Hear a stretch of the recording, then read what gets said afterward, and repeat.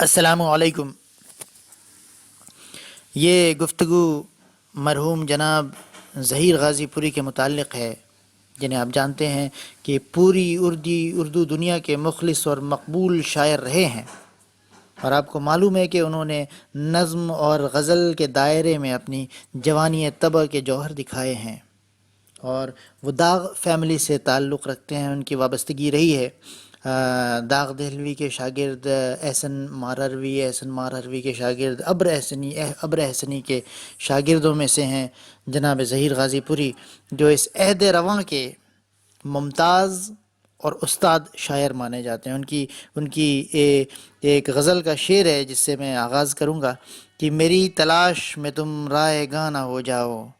میری تلاش میں تم رائے گاں نہ ہو جاؤ، لفظ لفظ ہمیشہ سفر میں رہتا ہوں، میں لفظ لفظ ہمیشہ سفر میں رہتا ہوں۔ آپ دیکھ سکتے ہیں اس میں جو الفاظ کو جس انداز میں پرویا گیا ہے اس مصرے میں لفظ لفظ ہمیشہ سفر میں رہتا ہوں، یہ ان کی جمالیاتی اور تخلیقی معنویت کو پیش کرتا ہے۔ ظہیر غازی پوری کی شاعری کے مطالعے کے وقت اگر آپ نے ان کی کتابیں پڑھی ہیں، جیسے الفاظ کا سفر، اور ان کی کئی جو ان کے غزلیات کے مجموعے ہیں، اگر آپ ان کو پڑھیں تو آپ کو نظر آئے گا کہ ظہیر غازی پوری صاحب کی شاعری کے مطالعے کے وقت زبان اور اسلوب کی کلاسیکی اقدار اور روایات اور ان کی جمالیاتی اور تخلیقی معنویت کو پیش نظر رکھنا بہت ضروری ہے۔ انہوں نے اپنے تخلیقی تجربوں کی نقش گری میں کلاسیکی عناصر کے ساتھ ساتھ نئی امیجری اور نئی لفظیات کو بھی پیش کیا ہے۔ مثال کے طور پر ان کے کچھ چند اشعار ملاحظہ فرمائیے کہ عمر بھر دشت ادب خیز میں چلتے رہیے، عمر بھر دشت ادب خیز میں چلتے رہیے، طرز و اسلوب مگر اپنا بدلتے رہیے۔ آپ سورج ہیں تو آفاق پہ اپنے ہر روز، آپ سورج ہیں تو آفاق پہ اپنے ہر روز،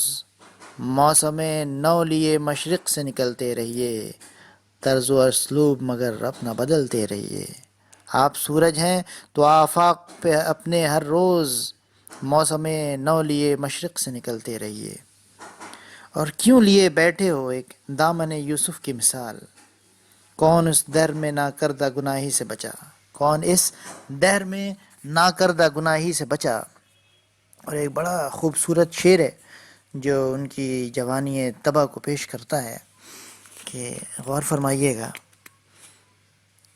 اس شعر کو سننے کے بعد آپ کو لگے گا کہ جناب ظہیر غازی پوری کی جو مزاج ہے اس میں زبان، فن اور عروض کی تمام صحت مند روایات کا احترام اور التزام ملتا ہے۔ تو وہ شعر یہ ہے کہ کیوں یہ ارمان مچلتا ہے کہ اس دنیا میں، کیوں یہ ارمان مچلتا ہے کہ اس دنیا میں، جو تماشا ہوا میں بھی وہ تماشا ہو جاؤں، کیوں یہ ارمان مچلتا ہے کہ اس دنیا میں، جو تماشا ہوا میں بھی وہ تماشا ہو جاؤں، کیوں یہ ارمان مچلتا ہے کہ اس دنیا میں، جو تماشا ہوا میں بھی وہ تماشا ہو جاؤں۔ ہر کلی چاہتی ہے، ہر کلی چاہتی ہے اس کی حفاظت کے لیے، ہر کلی چاہتی ہے اس کی حفاظت کے لیے، شاخ در شاخ میں چبھتا ہوا کانٹا ہو جاؤں، کیوں یہ ارمان مچلتا ہے کہ اس دنیا میں، جو تماشا ہوا میں بھی وہ تماشا ہو جاؤں۔ اور ہر کلی چاہتی ہے اس کی حفاظت کے لیے، شاخ در شاخ میں چبھتا ہوا کانٹا ہو جاؤں۔ اور ایک بڑا ہی خوبصورت شعر ہے، ملاحظہ فرمائیے کہ مجھے مٹا دو اگر حرف نارسا سمجھو، مجھے مٹا دو اگر حرف نارسا سمجھو، بچا کے رکھو اگر وقت کی سند ہوں میں، بچا کے رکھو اگر وقت کی سند ہوں میں۔ اور قلم کی زد میں ایک ایک لفظ اب سلگتا ہے، قلم کی زد میں ایک ایک لفظ اب سلگتا ہے، ہمارے عہد کا گویا ادب سلگتا ہے، چہرے اذیتوں کے شفق رنگ ہو گئے، چہرے اذیتوں کے شفق رنگ ہو گئے، جب کوئی زندگی کی دعا مجھ کو دے گیا۔ اگر آپ غور سے ان کے مجموعوں کا، ان کی غزلیات کا، ان کے اشعار کا مطالعہ کریں تو آپ دیکھیں گے کہ ظہیر غازی پوری صاحب کی شاعری میں جدید دور کے انسان کی، ابھی ماڈرن زمانے کے بالکل جدید دور کے انسان کی جو مجروح اور پیچیدہ سائیکی ہے، اس کا گہرا اثر رہا ہے، اور اس خصوصیت کی بدولت، اس کی بنا پر موصوف جناب ظہیر غازی پوری کے اکثر اشعار بظاہر اکہرے معلوم ہوتے ہیں، مگر ان کے اندر تجربات زندگی کی گہری معنویت پوشیدہ ہوتی ہے۔ آپ مثال کے طور پر چند اشعار ملاحظہ فرمائیں، پیش کرتا ہوں کہ خون تھوکا دل جلایا نقد جاں قربان کی، خون تھوکا دل جلایا نقد جاں قربان کی، شہر فن میں رہا کتنا حسارہ آشنا، شہر فن میں رہا کتنا حسارہ آشنا، شگفتہ رہ کے بکھرنا میرا مقدر ہے، شگفتہ رہ کے بکھرنا میرا مقدر ہے، دیار جاں میں کسی پھول کی دعا ہوں میں، دیار جاں میں کسی پھول کی دعا ہوں میں، لہو لہان بھی پیاسا بھی پرسکون بھی، لہو لہان بھی پیاسا بھی پرسکون بھی ہوں، خود اپنے آپ میں تاریخ کربلا ہوں میں۔ اور جو اگلا شعر پڑھنے جا رہا ہوں وہ ذرا غور سے ملاحظہ فرمائیے کہ گاؤں جھوٹا شہر جھوٹا، دیکھیے کس قدر یہ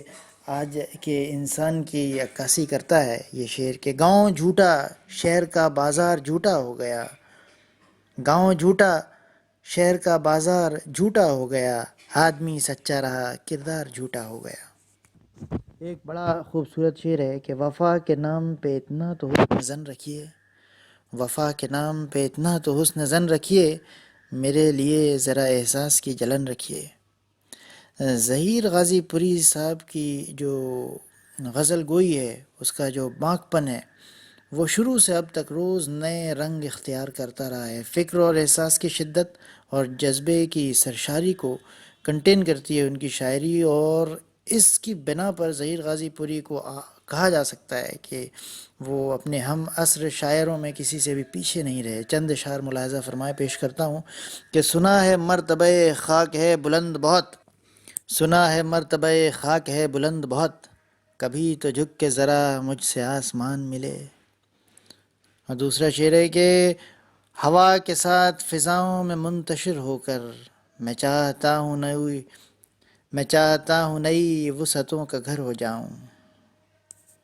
جلتے جسموں کی مہک بعد میں پھیلی ہوگی، جلتے جسموں کی مہک بعد میں پھیلی ہوگی، کوچے شہر تمدن میں دھواں تھا کتنا۔ جناب ظہیر غازی پوری صاحب کا انتقال 2 نومبر 2016 کو ہو گیا، 10 بجے رات ہندوستان کے شہر ہزاری باغ میں۔ آپ سے گزارش ہے کہ آپ ان کے لیے اللہ سے دعائے مغفرت فرمائیں۔ انشاءاللہ دوسری کسی نشست میں ملاقات ہوتی ہے۔